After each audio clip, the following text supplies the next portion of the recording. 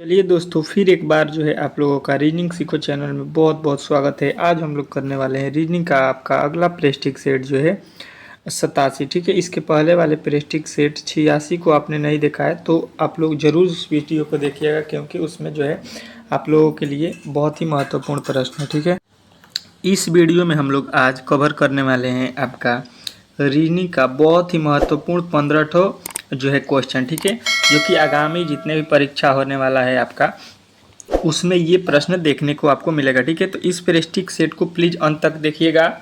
और जो है हमारा चैनल रीजनिंग सीखो चैनल पर पहली बार आए हैं तो प्लीज़ इस चैनल को सब्सक्राइब कर लीजिएगा। ठीक है, जैसा कि आप लोग देख सकते हैं क्वेश्चन कह रहा है, यहाँ पे लिखा है 4, 1, 2 और 3, तो यहाँ पे वैल्यू 4 दिया है। ठीक है, यहाँ पे 2, 3, 4, 5 तो 4 दिया है। यहाँ पे जो है आपको बताना है कि क्या होने वाला है। ठीक है, इस प्रकार के प्रश्न जो है आपसे पूछे जाएंगे कि पदार्थ की जो है मात्रा, इसका जो है मोल से संबंध है, तो हर्ट जो है हर्टज, इसका संबंध यहाँ पे किससे होता है ये आपको बताना है। ठीक है, इस प्रकार के प्रश्न जो है आपके पेपर में आते हैं, जो कि बहुत ही महत्वपूर्ण है यहाँ पे। ठीक है, अगला प्रश्न देखिए, दी गई श्रृंखला का जो है यहाँ पे अगला पद जो है यहाँ पे वाट के स्थान पर क्या होने वाला है। इन सारे प्रश्नों को हम लोग शॉर्ट ट्रिक के साथ इस वीडियो में हल करने वाले हैं। ठीक है, तो प्लीज़ वीडियो को अंत तक देखिएगा और चैनल को सब्सक्राइब कर दीजिएगा और एक बार वीडियो को जरूर लाइक कर दीजिएगा। ठीक है, चलिए पहला प्रश्न आपके आ चुका है। कह रहा है कि दिए गए विकल्पों में से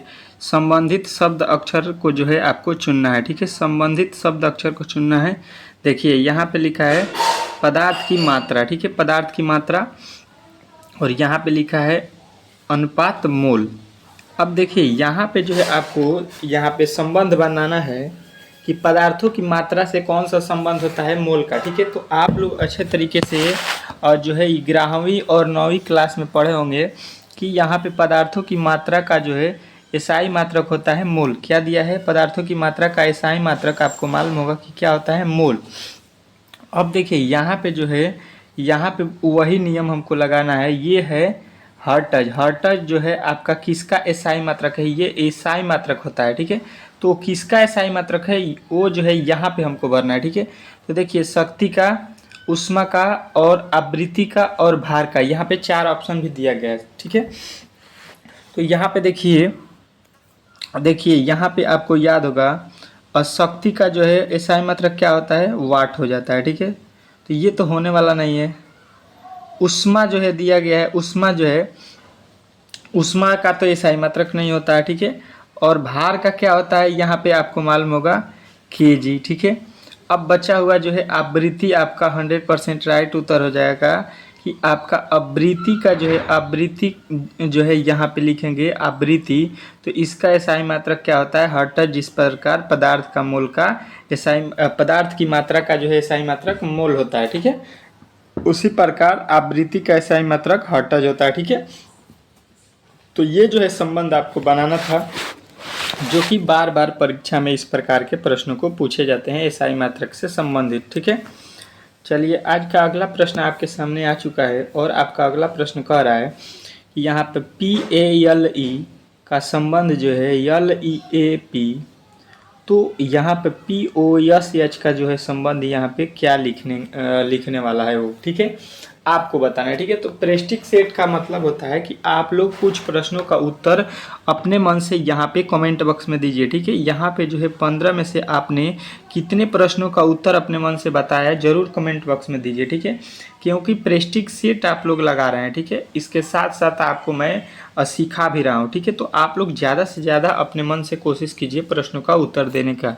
ठीक है, ताकि आपका रिवीजन जो है अच्छे तरीके से होता रहे। ठीक है, तो देखिए यहाँ पे हमें दिखाई दे रहा है कि जो वर्ड यहाँ पे लिखा गया है, सेम टू कॉपी जो है हमको दिखाई दे रहा है कि यहाँ पे भी लिखा गया है।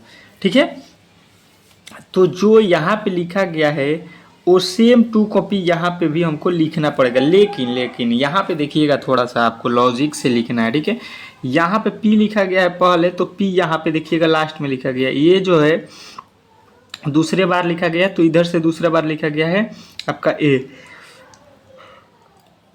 ये तो लॉजिक हो गया। उसके बाद से देखिए जो लास्ट में लिखा गया उसको लिखा गया है इसके बाद, और जो इसके पहले लिखा गया उसको लिखाया गया है पहले।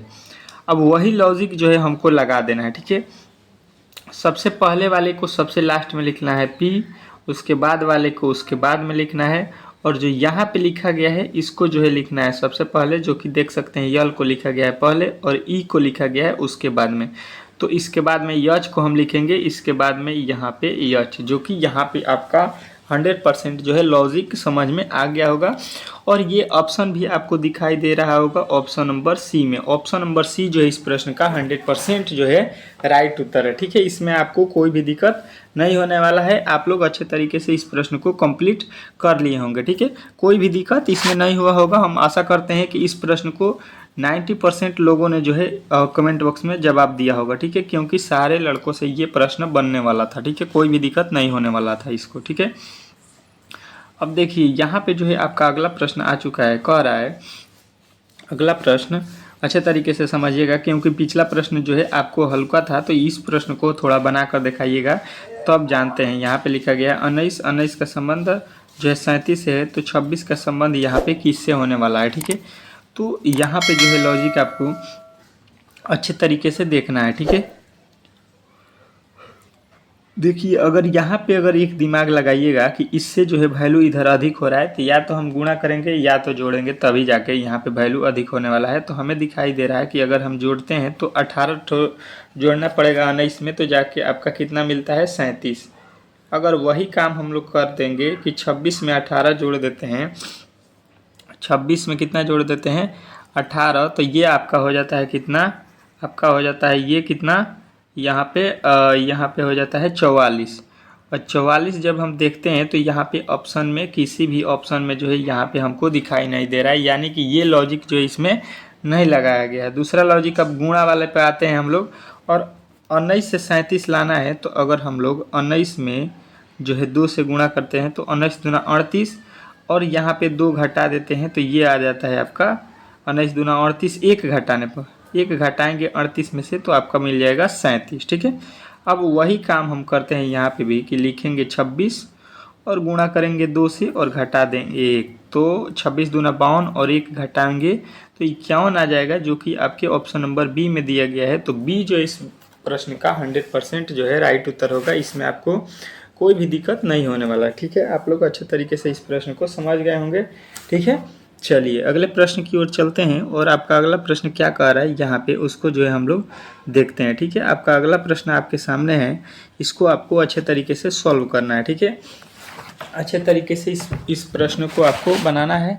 देखिए पहले यहाँ पे आपका प्रश्न क्या कह रहा है। ठीक है, तो देखिए यहाँ पे कह रहा है कि निम्नलिखित में से उस विकल्प को चुनिए जो अन्य 3 से भिन्न है। यहाँ पे जो है हमको वो बताना है जो है 3 ठो ऐसे हैं जो किसी न किसी प्रकार से एक समान है। ठीक है, और एक जो है आपका इसमें जो है अलग आपका है। ठीक है, अलग, बाकी जो है आपके एक ही प्रकार के 3 ठो है। ठीक है, तो ये जो है यहाँ पे हमको बताना है कि कौन जो है भिन्न है। ठीक है, चलिए तो देखिए सोना लिखा गया है, निकल लिखा गया है, हीरा लिखा गया है और प्लेटिनम लिखा गया है। ठीक है, यहाँ पे 4 ठो लिखा गया है धातुओं के नाम, मतलब तत्व लिखा गया है। अब इसमें अलग कौन है ये जो है आपको बताना है। ठीक है, तो सबसे पहले देखिए इसमें सबसे पहले यहाँ पे देखिएगा सोना हो गया। यहाँ पे आपके किधर गया प्रश्न, यहाँ पे देखिए, यहाँ पे आपका सोना हो गया और निकेल हो गया, हीरा हो गया और प्लेटिनम हो गया। ठीक है, चारों ऑप्शन में दिया गया है। तो सबसे पहले देखिए यहाँ पे जो है सोना, निकेल और प्लेटिनम, ये जो होते हैं क्या होते हैं, धातु होते हैं, और ये किसी का अपरूप नहीं है। सोना किसी का अपरूप नहीं होता है, ना निकेल होता है, ना प्लेटिनम होता है। जबकि यहाँ पे जो लिखा गया हीरा जो है कार्बन का क्या होता है, कार्बन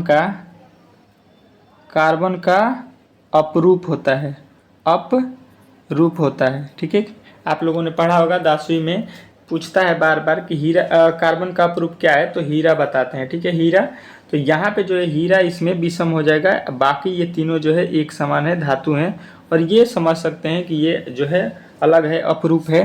तो यहाँ पे ऑप्शन नंबर हम लोग डी को जो है रेफर करेंगे, तो आपका ऑप्शन नंबर डी जो इस प्रश्न का राइट उत्तर होगा। ठीक है, अगले प्रश्न की ओर चलते हैं और आपका अगला प्रश्न देखिएगा कि इसमें जो है आपको क्या करना है, भिन्न बताना है फिर, ठीक है। भिन्न मतलब अलग बताना है कि इसमें कौन सा जो है एक समान नहीं है, ठीक है। देखिए यहाँ पे अगर इसका हम लोग वैल्यू देखेंगे तो 2 होता है और इसका होता है 4। देखिए ABCD के वर्डों को जो है आप लोगों को जबान पे अच्छे तरीके से याद रखना है, उल्टा सीधा दोनों तरीके से। W का जो है यहाँ पे होता है आपका 25, W का होता है 23, सॉरी लिखे हैं 25 नहीं 23, और यहाँ पे Y का होता है 25, ठीक है, कोई दिक्कत नहीं। I का होता है 9 और यहाँ पे K का होता है 11, यहाँ पे P का होता है 16 और EN का होता है 14, ठीक है। यहाँ पे तो लॉजिक आप लोगों को सामने जो है रख दिया गया है, ठीक है। अब यहाँ पे जो है आपको पकड़ना है, ठीक है। यहाँ से देखिए 2 से 4 होने में हम लोग देखते हैं कि प्लस का 2 किया गया, ठीक है, कोई दिक्कत नहीं है। 23 से 25 होने में हमें समझ में आया कि यहाँ पे भी प्लस का 2 किया गया, ठीक है।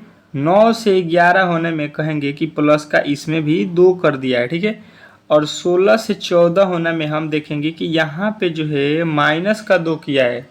भाई साहब इसमें प्लस किया, इसमें प्लस किया, इसमें प्लस किया, इसमें जो -2 किया है, यही इस सवाल का जो है डेंजरस पॉइंट यानी कि विषम जो है बताता हुआ नजर आ रहा है आपको। तो ऑप्शन नंबर डी जो है इस प्रश्न का 100% राइट उत्तर होगा, ठीक है। इसमें आपको कोई भी डाउट नहीं होना चाहिए, ठीक है, कोई भी दिक्कत नहीं होना चाहिए, ठीक है। चलिए अगले प्रश्न की ओर चलते हैं और आपका अगला प्रश्न देखिए यहाँ पे क्या कह रहा है।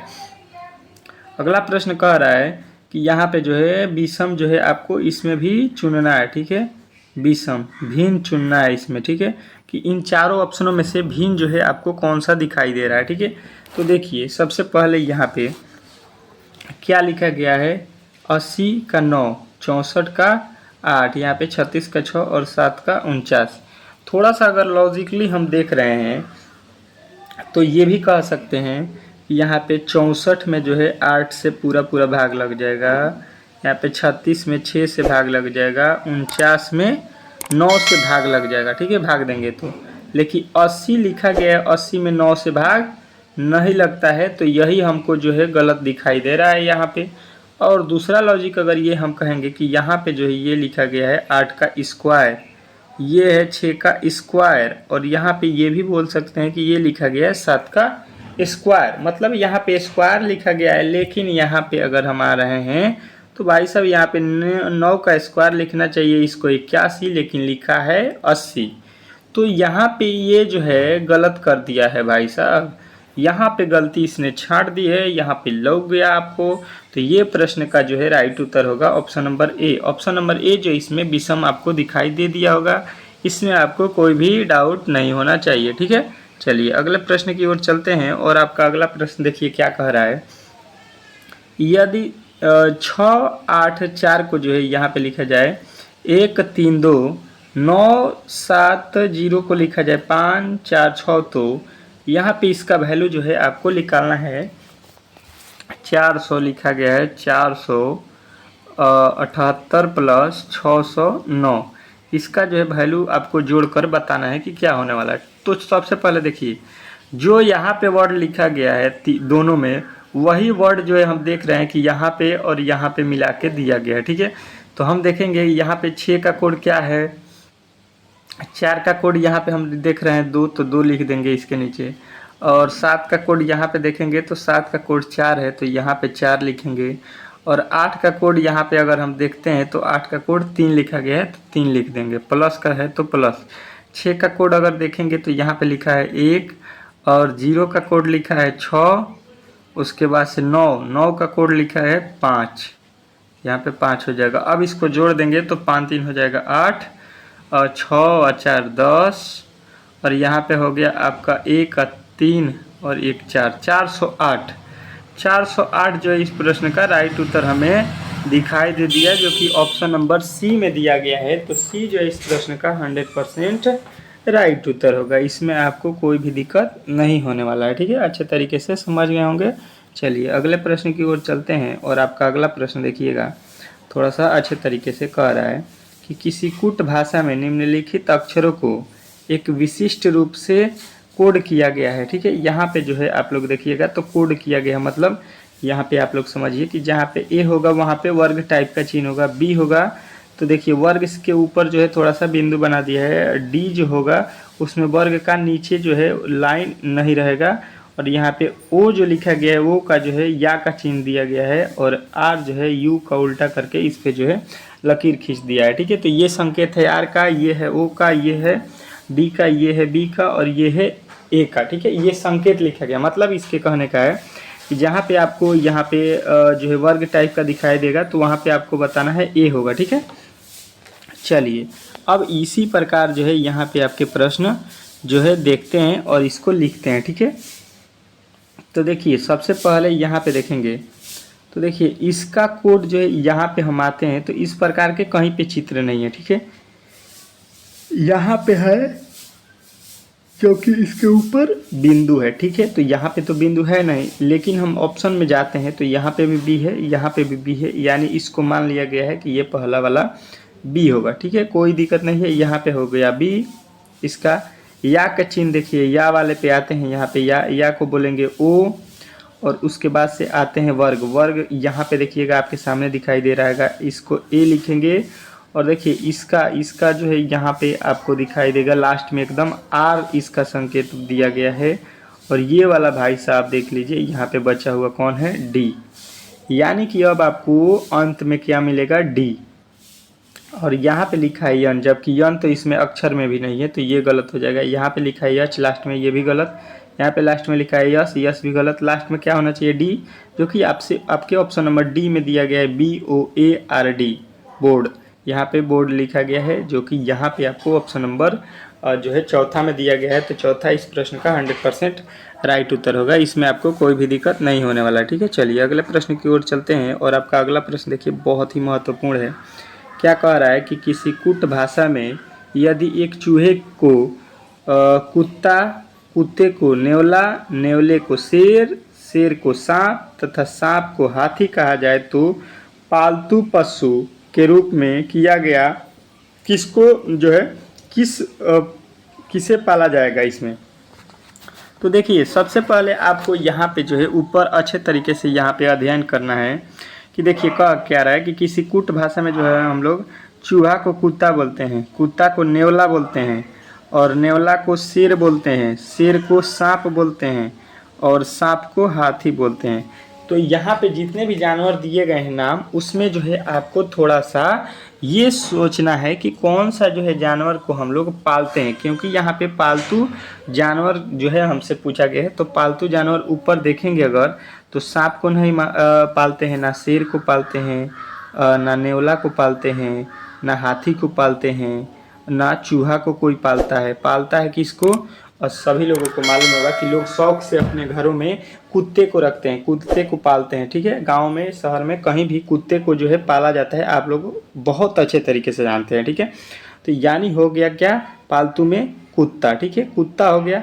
लेकिन यहाँ पे देखिए कुत्ता को हमको क्या बोलना है, ये सांकेतिक भाषा में उत्तर देना है कि कुत्ता जहाँ होगा वहाँ पे हम लोग उत्तर देंगे नेवला। कुत्ता जिसको बोलेंगे उसको हम लोग नेवला बोलते हैं। ठीक है, इसमें बोला गया है कि जहाँ पे भी आपको कुत्ता दिखाई देगा उसको नेवला बोलेंगे। तो सांकेतिक भाषा में तो हम लोग पालते हैं कुत्ता को, लेकिन कुत्ता को बोलेंगे नेवला। ठीक है, नेवला। अब नेवला जो है आपका राइट उत्तर होगा यहाँ पे। ठीक है, तो सिंपल सा था ये प्रश्न, आप लोगों ने अच्छे तरीके से समझ लिया होगा, कोई भी इसमें दिक्कत नहीं होगा। चलिए अगले प्रश्न की ओर चलते हैं, और आपका अगला प्रश्न यहाँ पे आ चुका है। क्या कह रहा है, थोड़ा सा देखिएगा। एक व्यक्ति दक्षिण की ओर 30 मीटर जाता है, इसके बाद वह अपनी दाईं ओर मुड़ता है और पुनः 30 मीटर जाता है, फिर वह अपनी बाईं ओर मुड़ता है, 20 किलोमीटर चलता है, पुनः वह अपनी दाईं ओर और मुड़कर 30 किलोमीटर चलता है। बताइए कि अब वह अपनी प्रारंभिक स्थान से कितनी दूरी पर है।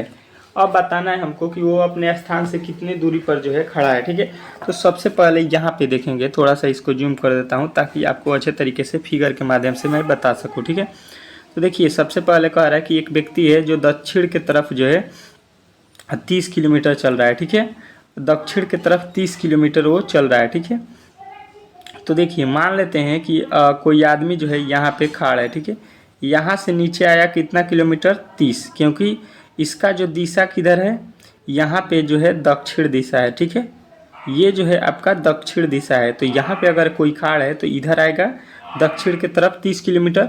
फिर कह रहा है कि अपने दाईं तरफ, यहाँ पे देखेंगे अपनी दाईं तरफ, यहाँ से जो है अपने दाईं तरफ वो जा रहा है, ठीक है। तो अपने दाईं तरफ जब जाएगा ये, तो यहाँ पे दाएं तरफ हो जाएगा इसका ये, दाहिना तरफ कौन होगा ये, यहाँ से इसका दाहिना तरफ ये हो गया, इधर चला आया, कितना चला है, तो अब कह रहा है कि पुनः 30 किलोमीटर। तो फिर यह 30 किलोमीटर चल गया, कोई दिक्कत नहीं है।